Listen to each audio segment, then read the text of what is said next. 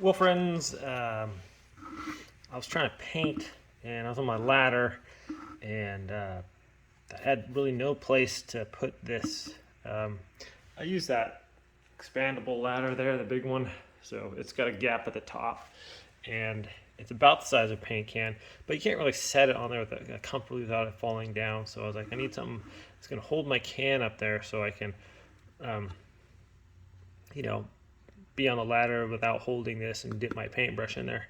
So just had one of these, I don't know what these things are called, kind of ring clamps or something, maybe something like that. But it's just basically a piece of metal with some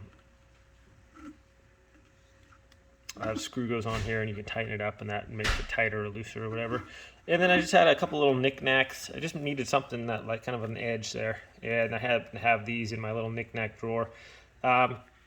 Different things would work if you got any kind of a piece of a bent metal or a little plastic thing. Anything in the shape of an L basically would work for you. You could even get a couple pieces of a metal hanger probably and just bend it over and hang it on there. It's just enough to hold that in the top of the ladder without it falling down. So I thought I would share that just in case, once in a while little tips come in handy. So that's it for today, guys. Thanks for watching this video. I'll see you next time.